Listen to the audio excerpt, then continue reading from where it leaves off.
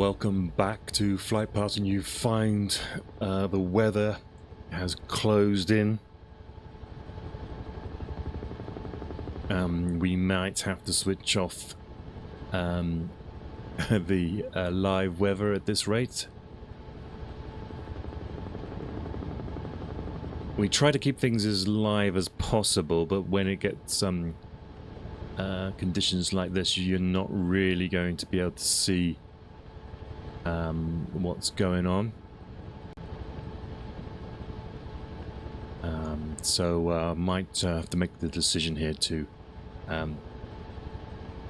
just turn this live weather down.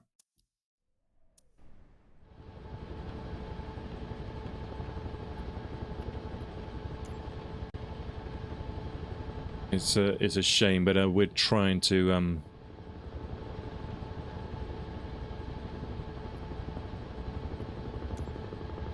talk about the history, and actually it's quite interesting because this is the sort of weather that happened on the 15th and the 16th. Very hot days with a thunderstorm in the evening. So I think we'll put some clouds on here, and that will do. Sorry about that, but that's the way it is. Sometimes just can't see what's going on. Yeah, so that's interesting because the live weather suits the weather of the time. Sweltering hot days, June in 1815, and each day, the 15th and the 16th, end in some sort of thunderstorm. And both times it actually comes to the advantage of the Allies. Yeah, once more onto the breach, my friend Guy at the back. Thank you very much for your input. Right, let's head to Quatre Bras. Now, all of this we've been talking about, by the way, about Naisu and Blucher having deciding to retreat to Wavre is something that Wellington at Quatre Bras doesn't know. Now, remember, we left Wellington. He leaves the windmill here. Bry, probably just before the battle commences, probably somewhere in the region of about 1 o'clock in the afternoon on the 16th. And Wellington then rides up this road, which we see here, for a place called Les Aubrettes, and heads off back to Quatre Bras. Now, when he arrived in the morning, he found that the Dutch had been in divisions of Chassé and Peponcha, and the Prince Bernard of Saxe-Weimar had essentially got control of the crossroads, and from what he could see, the French were bivouacked and eating their breakfast. But when he gets back to Quatre Bras in the around about, I think it's around about 3 o'clock in the afternoon, things have really changed there. So let's ride now back along this road here, and we'll head to Quatre Bras. So we are essentially doing the ride that Wellington did on the 16th.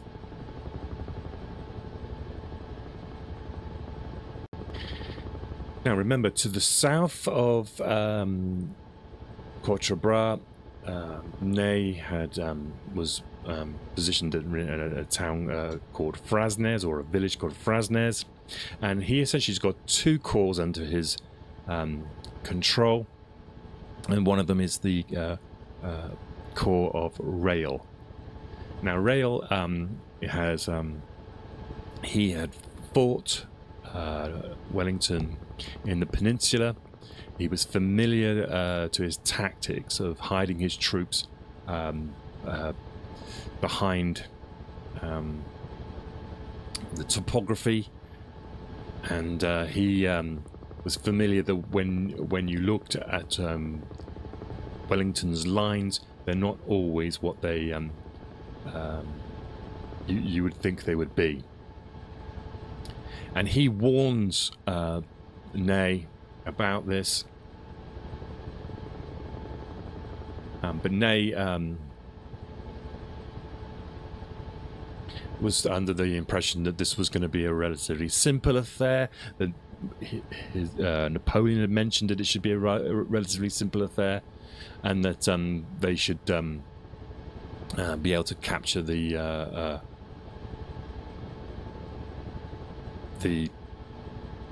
crossroads quite easily. Now here we are coming up. This lake here is called Materne, and there's a brook here. I think it's called the Pierre Pont, down to a farmhouse, Gemincourt, just there. And this is the basically this road is the sort of front line of the Anglo-Dutch coming to the crossroads. Most of these buildings below us now weren't there in 1815. There's the farmhouse was here. This is where this white dot is right now. And where this track comes here, essentially all the way along this track was a wood called the Bossu Wood. And the Dutch are basically are holding this farmhouse here. The wood extends down this way. There's another farm, I believe it's called the Petit Piedmont. It essentially is around, I believe it could be these buildings below us now. See these buildings here? This could be the this is the sort of the furthest right-hand side of the Allied position, and this is Frasnes here. Forget what that says there. It's actually Frasnes Les Gozelles, and this is where Ney was.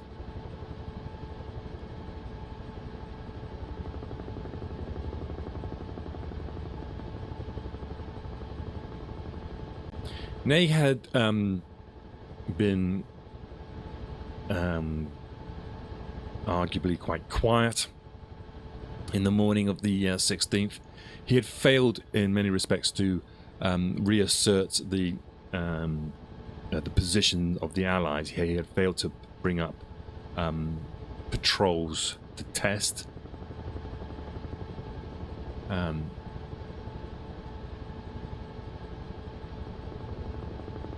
Initially, the Prince Bernhard had around about 4,000 troops here, and yes, that wasn't enough for the cavalry of the previous day to take the crossroads.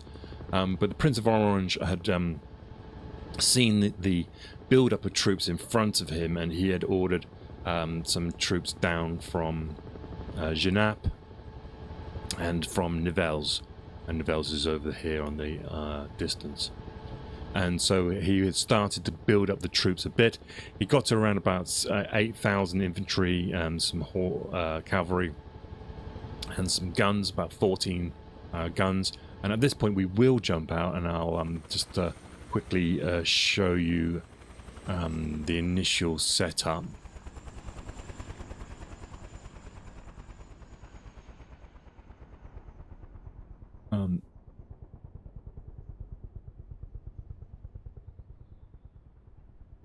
Essentially, so we're looking. This is north here.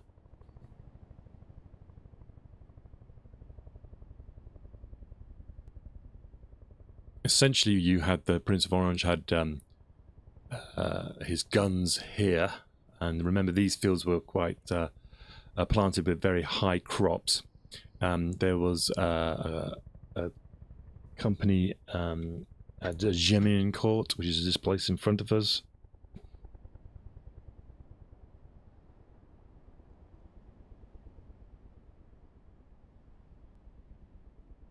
I'm just looking up the positions. I'm using a very good little book called Quatre Bras and Ligny by Peter Hofschrauer.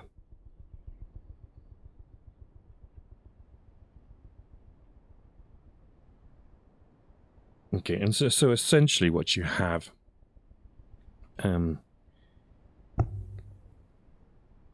you've got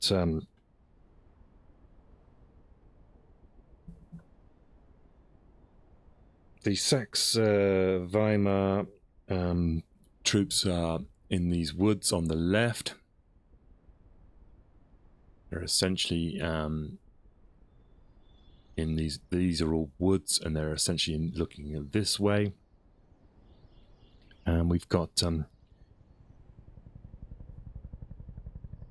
Gemiencourt. There's a let me just see if I can find these dispositions.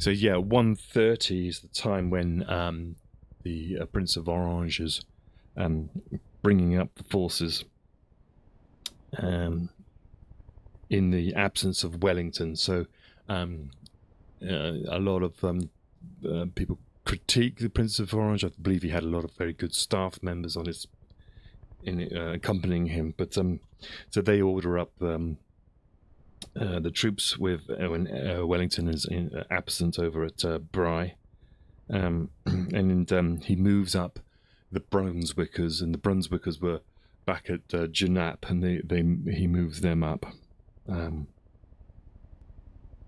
This is around about 1:30, and he also orders up the 1st and the 3rd divisions from Nivelle. So this road is out here. You can see Nivelle there in the distance, and so he's got I think Picton's divisions coming down this way, and the 1st and 3rd divisions coming from Nivelle's. And at the same time, Rail is bringing up the French troops at the same time to Frasnes, which you can see just there.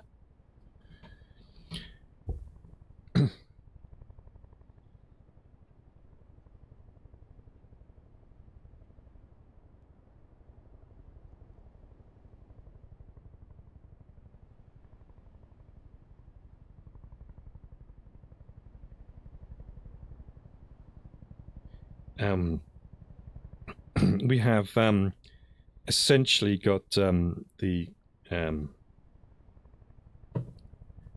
the order of the sort of the theme of the Battle of the Quatre Bras is a series of crisis points that are met as different divisions arrive. If we just scoot back here, we'll see that this is the road that Picton's divisions were coming out, and they will actually stream across this sort of side here. And we're talking a lot of the fighting happening in this area here. The Dutch are in the woods on this side and controlling this farmhouse. This brook is important, and there's like this road is where a lot of Picton's divisions, the 95th Rifles, will all be brought along this area here. On the French side, quite simply, you've got a number of brigades. There's Foy Jerome Bonaparte. He's tending to be on the left-hand side, so Jerome is coming from this side here. attacking these woods. And on this side, there's Waterloo, and he's kind of attacking in this sort of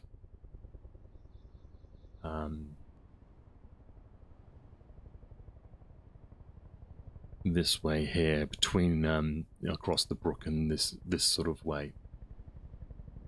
And behind here is Pire's cavalry, and the artillery of the French. They're lined up, essentially. We can check out this low shot here. They're kind of, first of all, they're lined up just to the south of the farm. They're kind of on this ridge here, firing up the position. But again, look at this position here. Another, the British are all on, and Dutch are all on that ridge up there. There's woods and what have you, but the crops are quite high. But this is where the French cannon would be, and essentially they're firing up this way. And the mistake, I presume, would be that the Prince of Orange has put some cannon here on this ridge. And we'll see that there's a bit of counter battery fire occurs at the beginning of the battle. So let's jump back in the helicopter.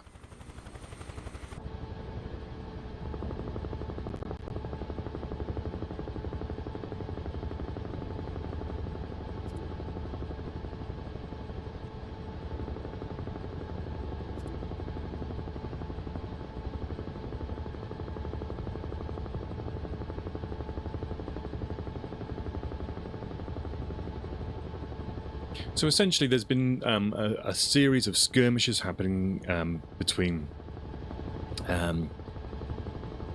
the Dutch,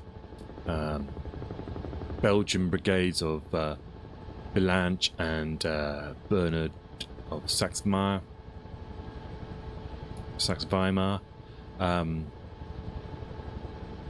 and Ney needs to bring up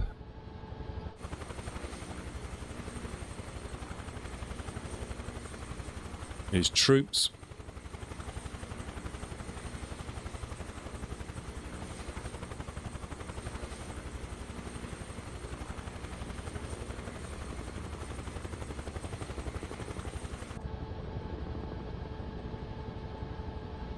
Bring him up for the battle. Now he doesn't seem to have too much of a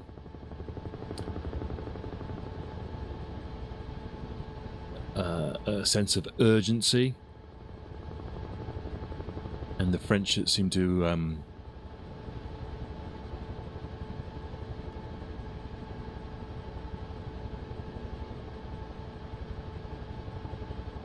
a bit lackadaisical in the morning.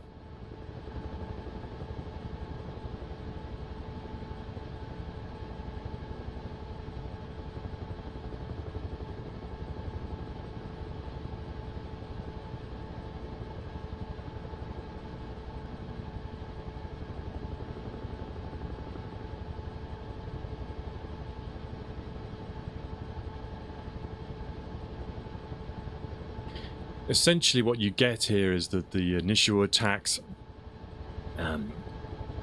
by the French, the Dutch and the Belgians in the battle. And the battle commences, by the way, at a similar time, around about 2 o'clock, 2:30 in the afternoon. And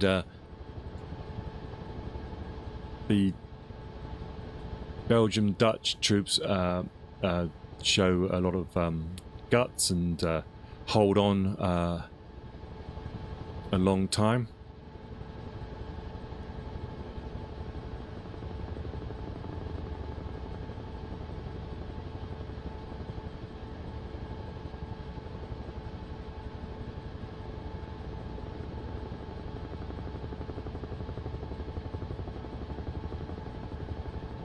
And essentially what we're waiting for is the reserves to arrive, and each time the reserves arrive, we're talking Picton's divisions or Merlin's brigade of Dutch cavalry, then these crises are averted.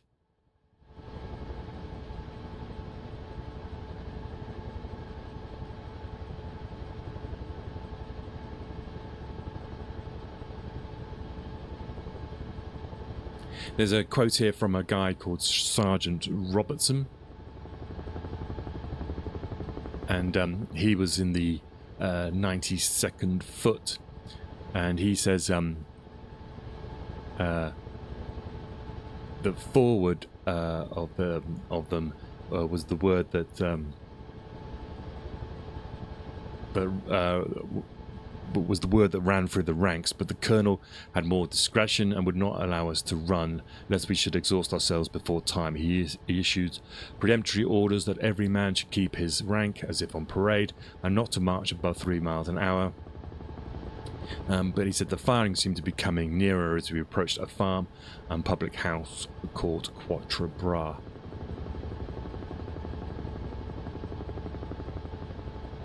So they're coming down that road and they can hear the fighting going up on ahead of them. And essentially what we get here is it's a battle of waves of new troops arriving, both on the British Anglo-Dutch side and also on the French side.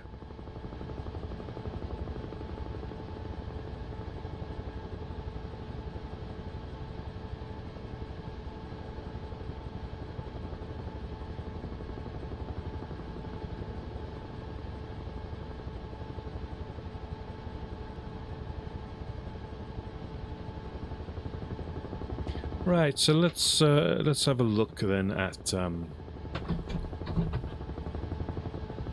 battle in a bit more detail.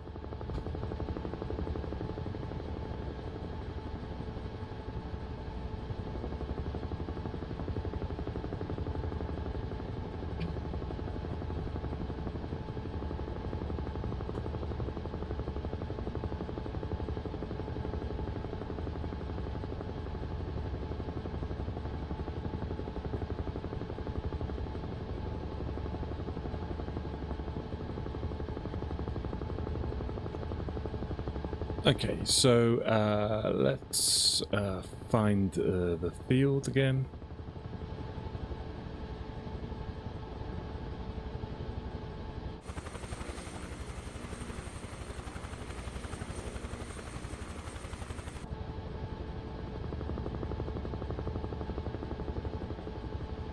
So it's 2 p.m. and the French assault begins. And it's initially there's a skirmish line,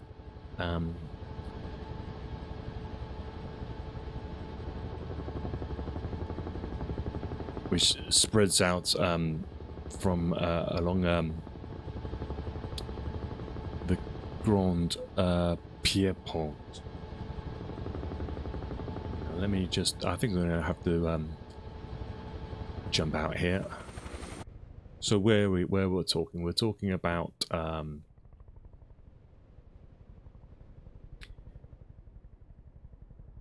when they mention the Grand Pierrepont, I believe they're talking about this farmhouse here. And essentially there is a line of skirmishers start to form in this area here.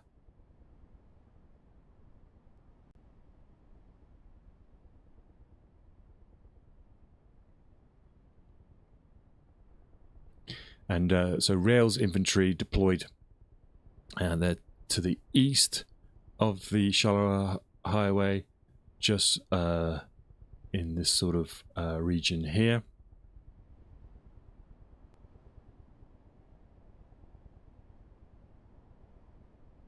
And there was Waterloo, as we mentioned, is in this sort of area here. And Foy's division is on the left.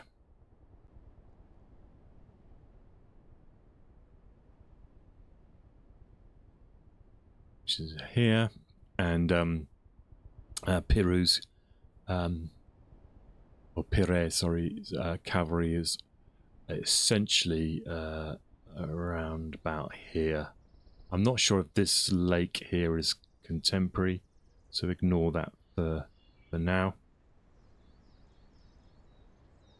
And there's over here, there's this village here is called Pyramont. So Waterloo is essentially in this area here. Okay.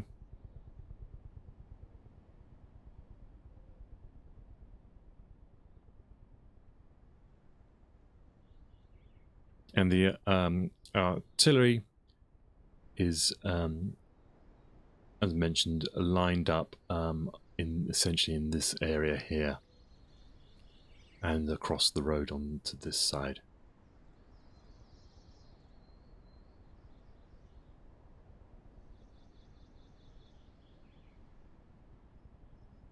So Ney, at the beginning of the battle, has around about 9,600 troops. He has got about 4,500 cavalry, and he's got 34 guns. And as we mentioned, Jerome is on his way as well. He's coming up from a place called Gozeles. Now, it's confusing when they say Gozeles, because this place down here was actually known as Frasnes les Gozeles, and the Gozeles itself is actually back here by the modern day airport, which is here. So we're not quite sure where they are. And remember, de Erlon's division is also coming up this road as well, in behind. So the Prince of Orange is very hard pressed at the moment to cover this position. Essentially, he's got a 3.5 kilometer front. He's got 4 battalions of Nassau's are deployed over here. So see where this line is that's going along here. This was actually a wood called the Bossu Wood. Essentially, it kind of runs, if you can imagine, all these where the green is essentially woods. This line of fields, I think here essentially would mark the previous boundary, and then I think the golf course is also now part of it. So imagine this, the woods carried up this way here, all the way essentially to here, and then it came probably around the back following this line back here. So essentially this was all one wood. And he has 4 battalions of Nassau's were deployed here with a detachment in the farm of the Grand Pierrepont, which was this position here.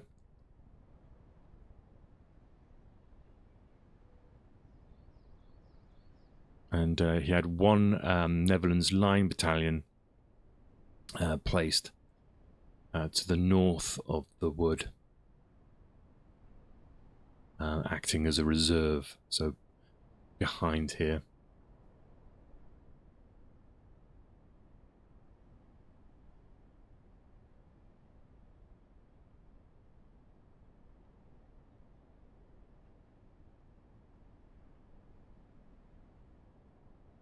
Now, the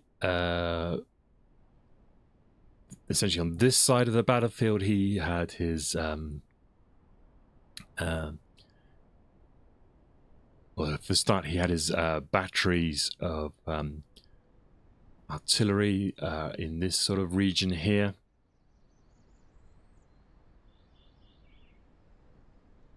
With a supporting Jaeger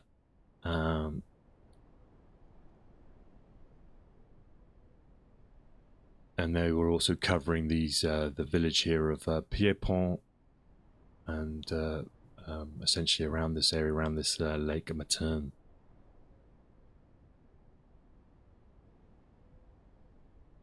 And he had a militia battalion, essentially holding this this farmhouse here, which is called Gemion Court. All right. I think on that note, it's a good time to take a quick break. We've got the positions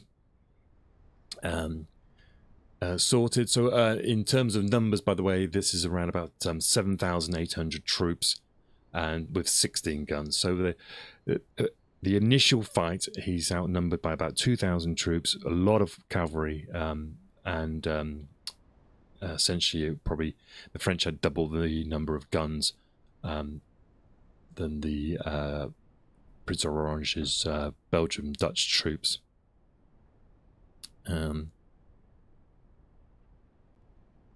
It's also, remember, that a lot of the Belgium Dutch troops had also previously fought for Napoleon in the campaigns of the Napoleonic Wars.